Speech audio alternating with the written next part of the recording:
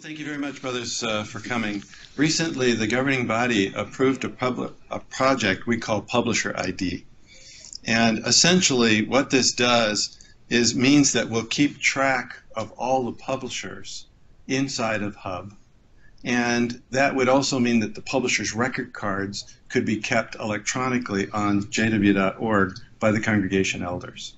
And it could open up several possibilities for things that we really can't do well today because we don't know who the publishers are.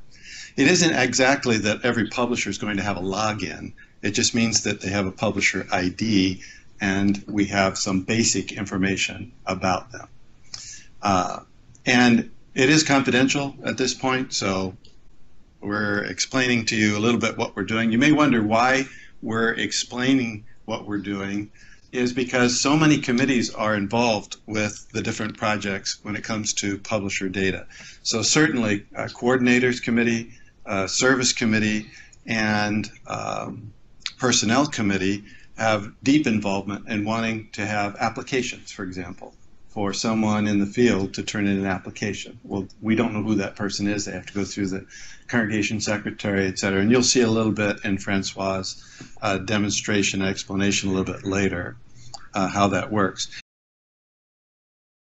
But we also thought that several of the other committees are working on projects that may involve publishers in the field.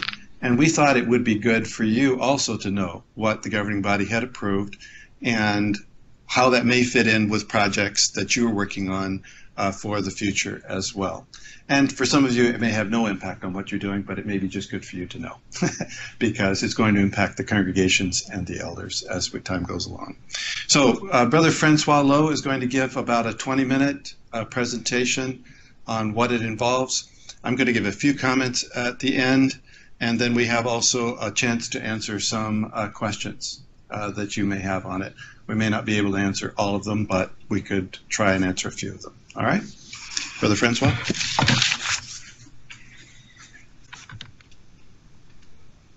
Okay, very good. So we'd like to just take you through some of the reasoning that led us to this project. There was a project team put together with brothers from Service Committee Office, Personnel Committee Office, Coordinators Committee Office, and also the World Headquarters Computer Department that had a look at the need for this project, which we're calling Publisher ID. So why do we feel we need to have a publisher ID, a digital identity for every publisher in the organization?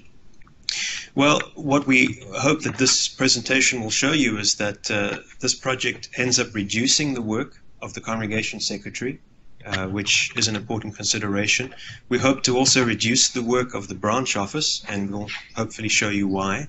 We hope to reduce the work of the circuit overseer, the busiest brothers in the organization in the field, and hopefully we're less likely to lose track of important information related to publishers in the organization. And we also hope to make sure that publisher identification data is stored more securely than it is right now. And we'll have a look at how congregation secretaries are working today and why we feel that this project achieves that. So that's the issue that we have. So how much data do we have in Hub? Well, let's take the United States as an example. Just over 1,200,000 publishers, about 1,250,000 publishers. Now, of that number of publishers in the United States branch territory, how many already have a record in Hub? Well, it's about half. It's about 750,000 persons.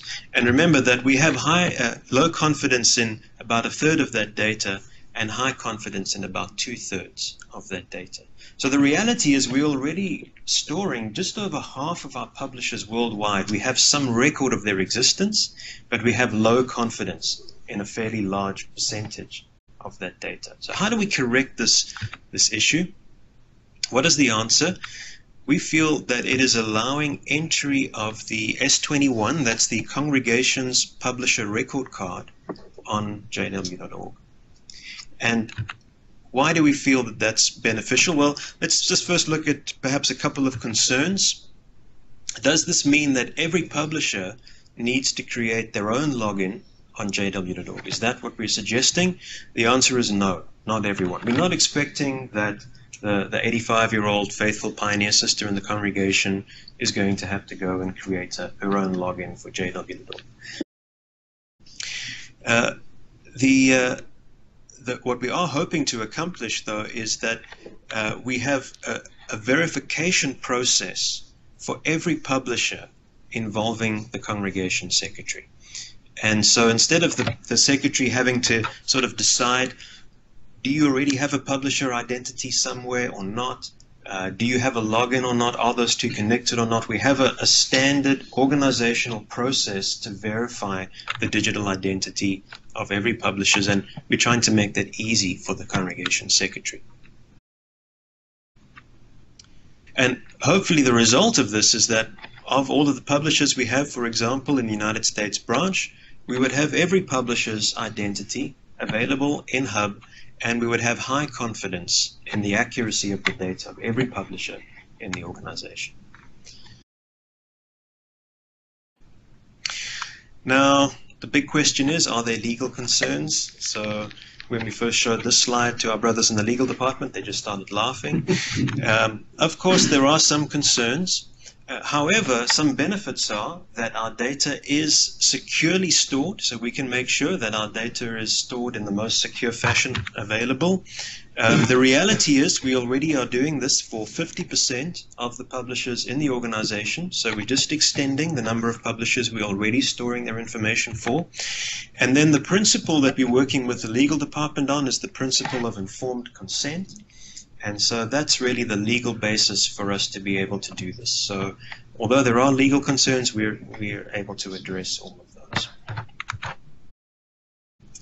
The question is, when should we expect this?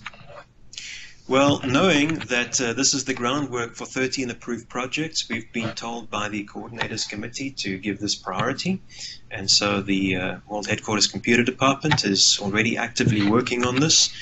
But we feel it's about 8 months of work for the basics, which we plan to start in earnest in September of 2017. And this is being built as part of what we call the Central Data Hub. And we're very happy to arrange for a technical discussion for any of the technical departments represented here. I think MEPS, we've already shown you our Central Data Hub architecture. But if anybody else would like a technical discussion, we're happy to provide more details about that. And that is it for me. Thank you very much, brothers. We have a few minutes. I didn't know if some of you had any questions. We'd be happy to. Yeah. So you mentioned that the publisher ID does not necessarily equal a login on JW.org. So if I was a publisher and I go to JW.org and want to enter an application, does that require a login on JW.org? Yes. So the question was, does it mean then that if you wanted to fill out an application, you need the publisher has to have a login? And that's correct, you would. In the case, though, we're just not making it a requirement that everyone who has a publisher ID or a publisher card has to have a login. But if they want to do something that involves maybe communicating with the branch office, then it would be good if they got a login. And so that the number of logins is going to go up, and the number of publishers that have logins go up. But we didn't want you to equate the publisher ID and publisher record with having to have a login. They're not one and the same.